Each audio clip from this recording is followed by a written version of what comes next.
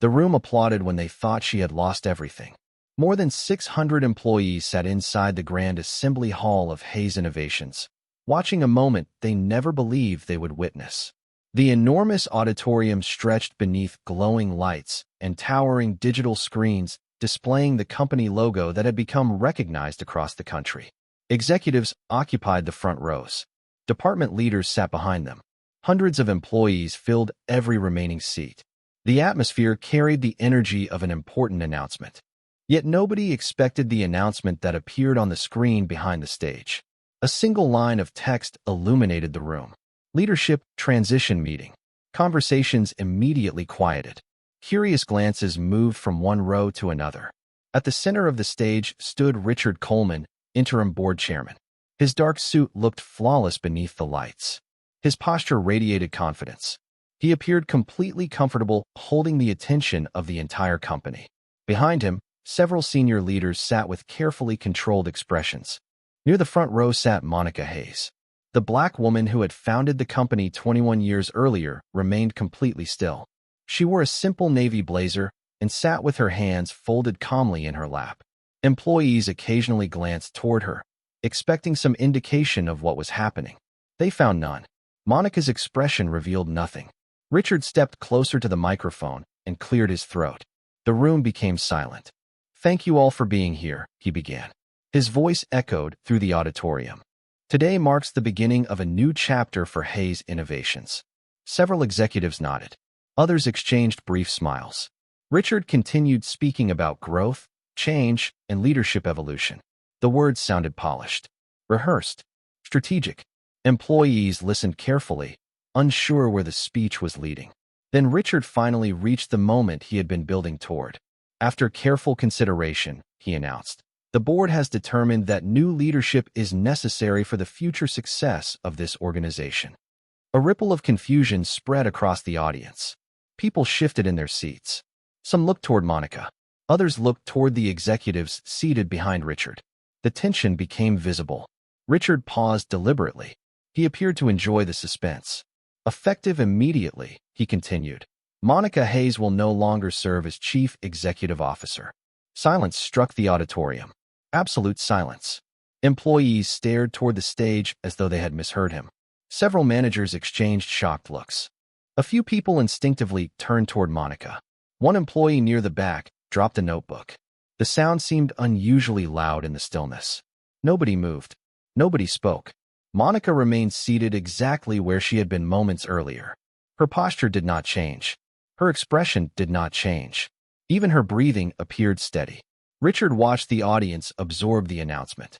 Satisfaction flickered briefly across his face. He continued explaining that the company required stronger direction, faster decision-making, and a renewed vision. Every sentence seemed designed to justify what had just happened. The executives behind him maintained their carefully rehearsed composure. Some nodded in agreement. Others avoided looking directly at Monica. Across the auditorium, employees struggled to understand what they were witnessing. Many had built their careers under Monica's leadership. Some remembered stories about the company's earliest days. Others had joined because they admired the culture she created. Yet now they sat watching the founder of the company being removed from power inside the very organization she had built. The moment felt unreal. Richard continued speaking, growing more confident with every passing minute.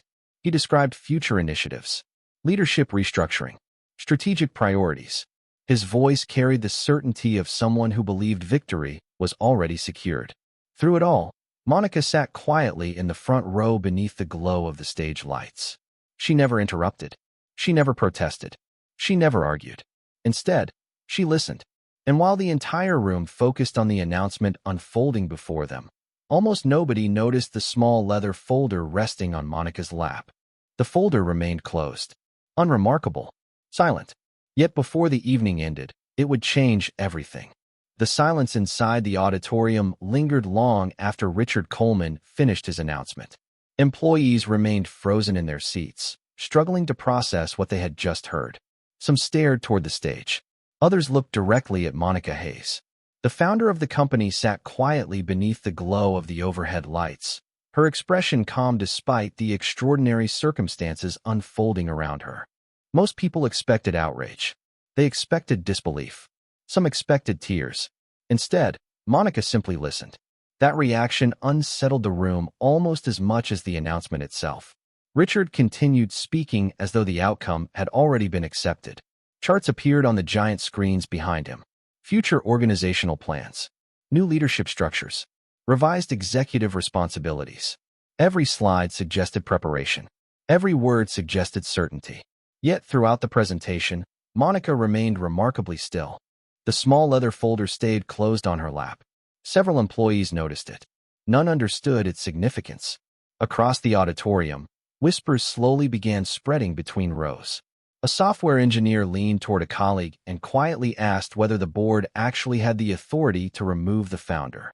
A project manager wondered why company legal counsel was nowhere in sight. Another employee questioned why Monica appeared so composed if she had truly lost control of the company she spent 2 decades building. No answers emerged. Only more uncertainty. Richard seemed completely unaffected by the growing confusion. In fact, he appeared increasingly confident. As he moved through his presentation, his posture relaxed. His voice grew stronger. The reaction of the audience no longer seemed important to him. He behaved like a man already occupying the highest position in the organization. Several senior leaders seated behind him appeared equally comfortable. Some exchanged subtle smiles. Others nodded approvingly whenever Richard discussed the future. Their confidence suggested that whatever had happened behind closed doors had been planned carefully. Monica noticed everything. Every glance. Every expression. Every assumption. Yet she offered no response. The years had taught her something many people never learned. The loudest person in the room rarely controlled the outcome. Near the center section of the auditorium sat employees who had been with the company almost since the beginning. They remembered the earliest days. The small office. The impossible deadlines. The years when success felt uncertain. They remembered Monica personally greeting new hires and answering customer messages herself. Looking at her now, they found it difficult to reconcile the calm woman before them with the image Richard was presenting on stage. One longtime employee quietly shook his head. Something felt wrong. As Richard continued outlining his vision, Monica's attention briefly shifted toward the company logo displayed behind him. The familiar symbol filled the massive screens stretching across the stage. For most employees, it represented a successful corporation. For Monica, it represented thousands of sacrifices, countless risks, and years of relentless work. She remembered nights spent sleeping in the office. She remembered investors who declined to support her. She remembered moments when payroll barely seemed possible. Every challenge had shaped the company standing before them now. The memories passed quickly. Monica returned her attention to the present. Around her, the atmosphere continued changing. Initial shock was slowly giving way to curiosity. Employees were no longer focused solely on the announcement itself. They had begun watching Monica, waiting for a reaction, waiting for some indication of what would happen next. Yet the founder offered nothing except patience. Richard finally reached the end of another lengthy explanation and paused to drink water. The auditorium remained unusually quiet. Hundreds of eyes shifted between the stage and the front row where Monica sat. Then, for the first time all evening, she slowly placed one hand on the leather folder resting in her lap. The simple movement lasted only a second. Most people barely noticed it. But those who did felt something change. Not in the room. In the story itself. Because while Richard believed he was presenting the future of the company, Monica appeared to be waiting for something entirely different to begin. As the meeting continued, the atmosphere inside the auditorium slowly began to change. The shock that had followed Richard Coleman's announcement was giving way to something else. Curiosity, doubt, unease. Employees no longer focused entirely on the presentation slides projected behind the stage. Increasingly, their attention drifted toward the people presenting them. Richard stood beneath the bright lights with the confidence of a man who believed the outcome had already been secured. Every movement suggested certainty. Every word suggested control. Around him, several senior leaders appeared equally comfortable. Their expressions carried the quiet satisfaction of people who thought they had successfully reshaped the future of the company. Richard continued outlining his vision for the next phase of Hayes Innovations. He spoke about restructuring executive authority, streamlining leadership processes, and accelerating decision-making. The language sounded impressive. The delivery sounded polished. Yet something about it felt different from the culture employees had known for years. The company had always emphasized collaboration, service, accountability. Tonight, many employees sensed an unfamiliar tone emerging beneath the presentation. It felt less like stewardship and more like ownership. Near the front row, Monica Hayes remained completely composed. The founder's calm presence seemed almost impossible to understand. Several employees had spent the past 20 minutes studying her reactions more closely than the presentation itself. They noticed how she listened carefully, how she never interrupted, how she occasionally glanced toward the audience rather than the stage. It was as though she was observing the room rather than reacting to events. Richard interpreted her silence differently. From his perspective, silence meant defeat. As his confidence grew, so did his willingness to speak more freely. He began describing what he viewed as leadership mistakes made during recent years. Some comments remained professional. Others felt unnecessarily personal. He suggested that the company had become too attached to old traditions. He implied that emotional loyalty had prevented necessary change. Several executives seated behind him nodded in agreement. Employees exchanged uncomfortable glances. The criticism felt increasingly directed toward Monica herself. Richard seemed not to notice. Or perhaps he no longer cared. Success appeared close enough to touch.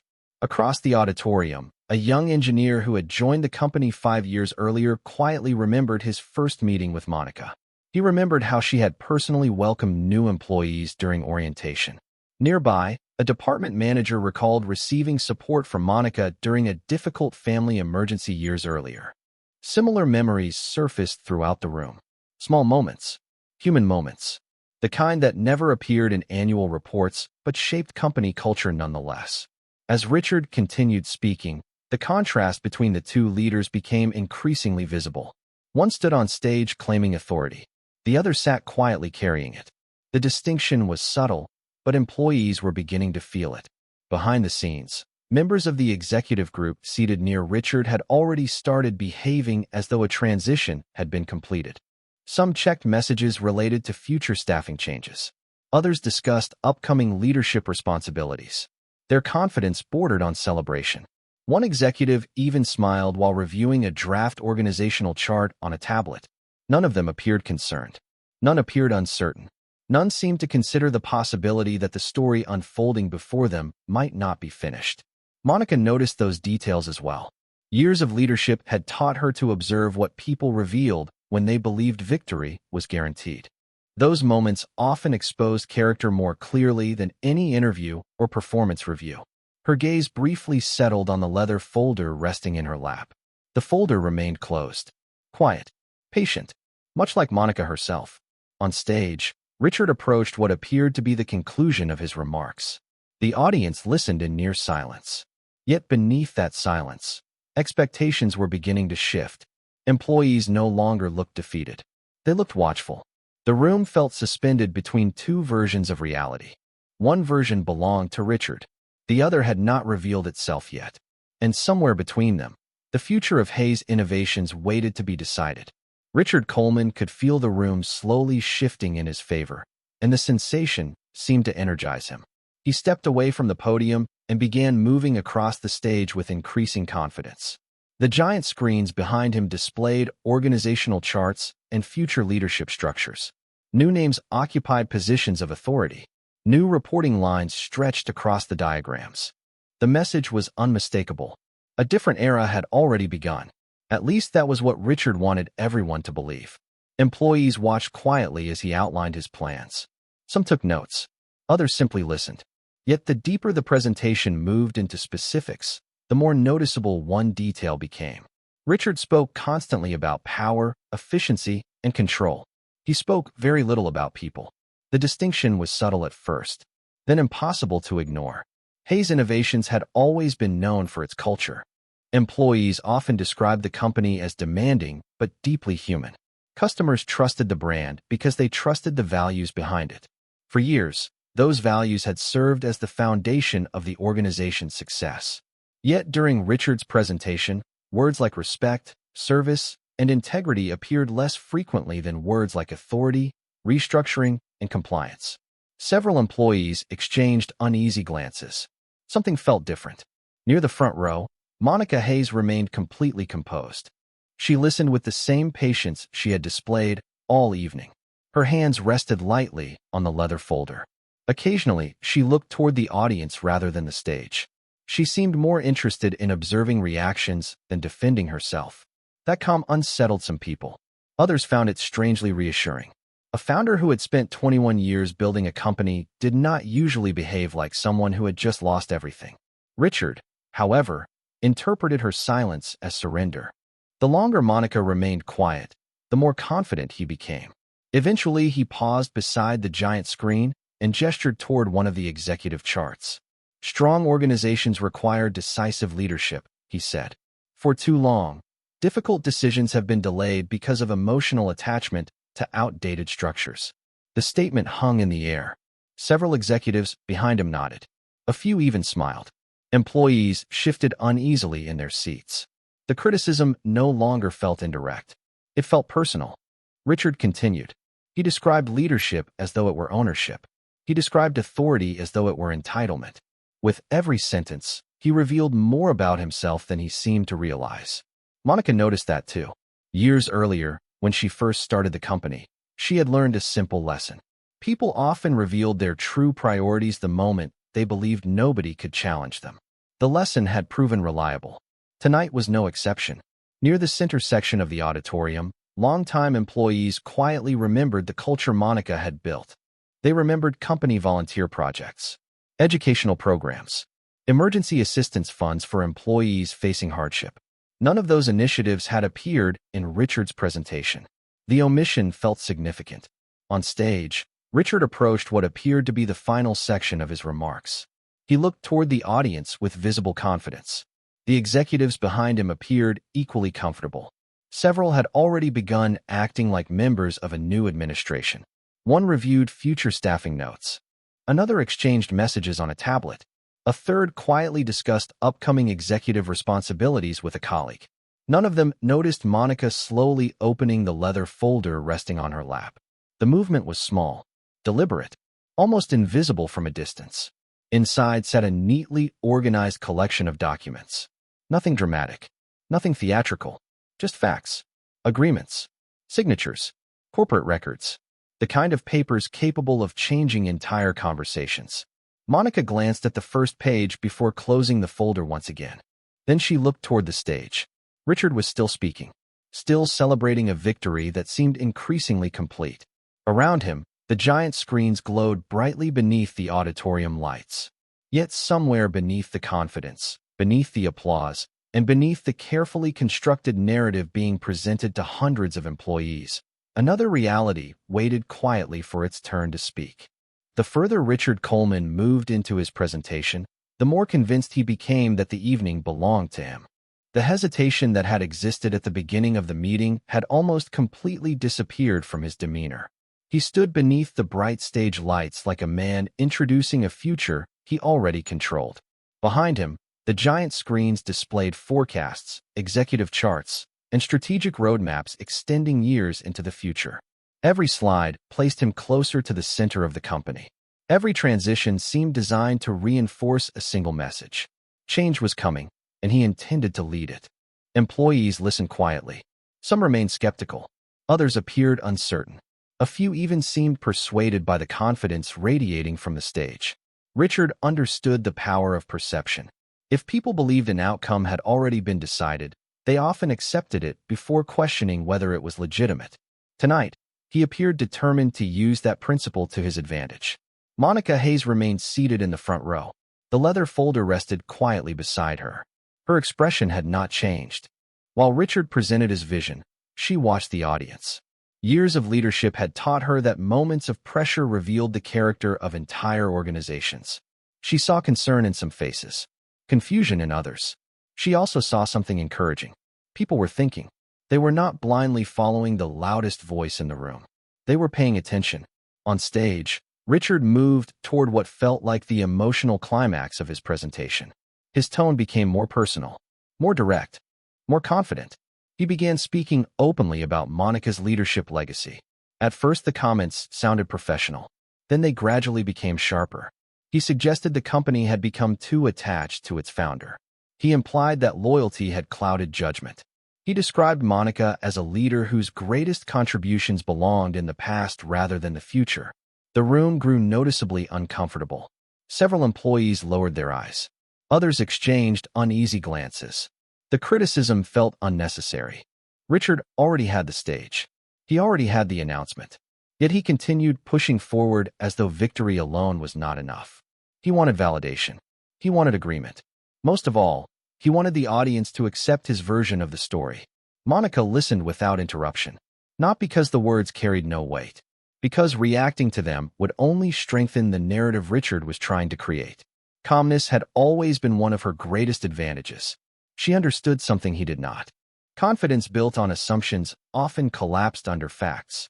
Near the executive section, several senior leaders who had aligned themselves with Richard appeared increasingly relaxed. Some leaned back comfortably in their seats. Others smiled during portions of the presentation. One executive quietly whispered something to a colleague, and both laughed softly. They looked like people attending a celebration rather than a leadership meeting. Their behavior did not go unnoticed. Employees throughout the auditorium observed those reactions carefully. Trust, once damaged, rarely disappeared quietly. It lingered. It accumulated. It shaped how people interpreted every future action. Richard finally reached the end of his remarks and stepped toward the center of the stage. Applause emerged from scattered sections of the audience. Polite, uneven, uncertain. It was not the response he had probably imagined, but he accepted it anyway. The executives behind him joined enthusiastically. Their applause echoed louder than most. Richard smiled. For a moment he appeared completely satisfied. Then he looked toward Monica and extended one hand toward the stage. "If you would like to say a few final words," he said. The phrase sounded courteous. Yet everyone understood its implication. Final words. As though the decision had already become history. Hundreds of eyes immediately shifted toward Monica. The auditorium fell silent once again. For the first time that evening, she slowly rose from her seat. The leather folder remained in her hand. The room watched carefully as she stood beneath the glow of the stage lights. Richard stepped aside confidently, certain he had already written the ending. What he did not realize was that the story had not reached its ending at all. It was only now approaching its most important chapter. Monica Hayes stood slowly, the leather folder resting comfortably in her hand as hundreds of employees watched in complete silence.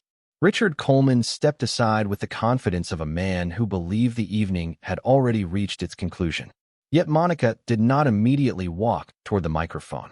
Instead, she paused beside her seat and looked across the vast auditorium. Rows of employees stretched beneath the soft glow of overhead lights. Familiar faces filled every section of the room. Some had been with the company for months. Others had spent decades helping build it. For a brief moment, the noise of corporate politics seemed to disappear. Monica saw only people. The people who had trusted a vision years earlier when success was uncertain. The people who had worked through difficult quarters and celebrated extraordinary victories. The people who transformed an idea into a company recognized across the nation. She began walking toward the stage. Her pace was calm, unhurried. The sound of her footsteps seemed unusually clear in the silence. As she moved forward, her eyes briefly settled on the enormous company logo glowing behind Richard. The image stirred memories she rarely allowed herself time to revisit. 21 years earlier, there had been no auditorium, no headquarters, no executive team, only a rented garage measuring barely 400 square feet, 2 folding tables, and a dream large enough to survive countless setbacks. Monica remembered working late into the night beside old space heaters during winter.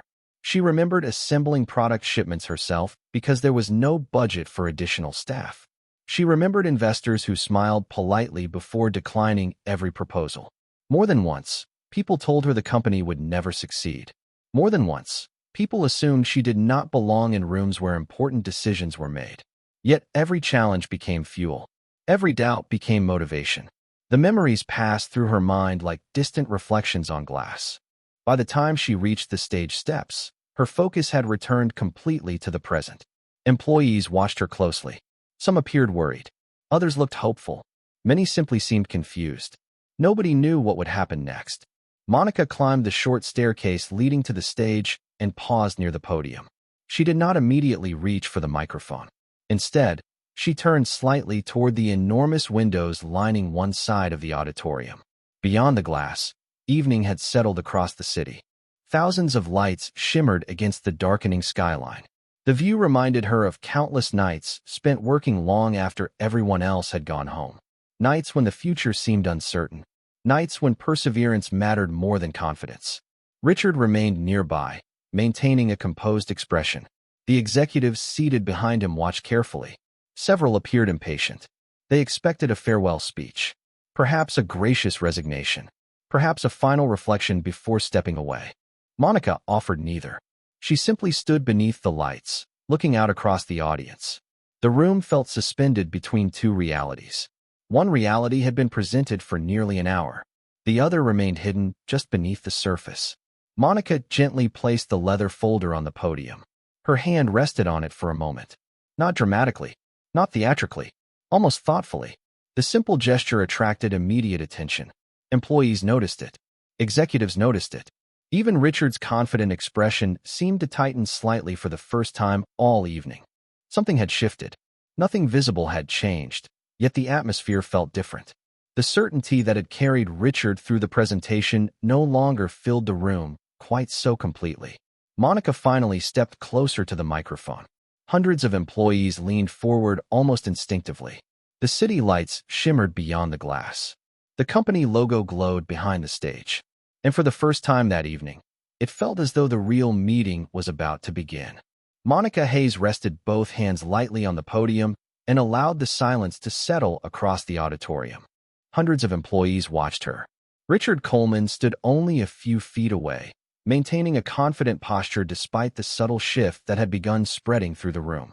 The executives seated behind him remained attentive, though several now appeared less comfortable than they had moments earlier. Monica looked across the audience before finally speaking. Her voice was calm, clear, steady. 21 years ago, she began. This company started with 2 folding tables, 1 aging computer, and more determination than resources. A few employees smiled softly. Others nodded. The opening was not what anyone expected. Richard appeared mildly confused. Monica continued. She spoke briefly about the people who had built Hayes Innovations, the employees who had stayed through uncertainty, the customers who had trusted a new company when few others would, the communities that had supported its growth. She never mentioned the announcement. She never addressed Richard directly. Yet every word seemed to remind the audience what the company actually represented. Then Monica reached for the leather folder. The movement immediately captured the room's attention. She opened it carefully and removed several documents. The pages looked ordinary. Corporate records, legal filings, governance agreements. Nothing dramatic. Yet the moment employees saw them, the atmosphere changed again. Monica turned slightly toward the large screen behind the stage. Before discussing leadership transitions, she said, there is one important detail that deserves clarification. Richard's expression tightened almost imperceptibly. Monica continued speaking without raising her voice. This afternoon I received notification that certain actions were taken on behalf of the board. The room became completely silent. Several executives shifted in their seats. Monica lifted one document. After reviewing the corporate records, our legal team determined those actions were never authorized under the company's governing agreements. Confusion immediately spread across the audience. Employees exchanged glances. Richard's confidence seemed to falter for the first time. Before he could respond, movement appeared near one side of the auditorium. A woman in a dark business suit entered through a side doorway. Employees recognized her immediately. It was Karen Whitmore, Chief Legal Counsel. She walked calmly toward the stage carrying a thin binder. The sight alone changed everything. Karen rarely attended company-wide meetings unless legal clarification was required. Monica welcomed her with a small nod. Karen approached the podium and addressed the audience directly. Following a full review of governance documents, voting authority records, and shareholder agreements, she said, I can confirm that no valid action has been taken to remove Monica Hayes as Chief Executive Officer. The words landed like a wave moving through the auditorium. Employees stared toward the stage. Several executives behind Richard visibly stiffened. Karen continued. Furthermore, Monica Hayes remains the controlling shareholder of Hayes Innovations with authority exceeding any board coalition represented in today's proceedings. A stunned silence filled the room. Richard looked toward Karen, then toward the documents in Monica's hand. The certainty that had carried him through the evening disappeared almost instantly. Employees who had spent the last hour questioning what they were witnessing finally began understanding the truth. Monica had never lost control. She had never been removed. The entire narrative presented to them had been built upon assumptions that did not survive contact with documented facts. Karen opened her binder and displayed several pages on the giant screens. Governance agreements appeared behind the stage. Signature dates, ownership percentages, legal provisions. The evidence was straightforward, undeniable. Employees no longer looked confused. They looked awakened. Monica closed the folder and returned her attention to the audience. The room felt completely different now. Richard's version of reality had dominated the evening for nearly an hour. In less than 5 minutes, it had quietly collapsed. And as the city lights shimmered beyond the glass walls of the auditorium, everyone present realized they were no longer witnessing the end of a leadership story. They were witnessing the beginning of accountability. The silence that followed Karen Whitmore's statement felt different from every other silence that evening. Earlier, confusion had filled the room. Then uncertainty. Now there was clarity.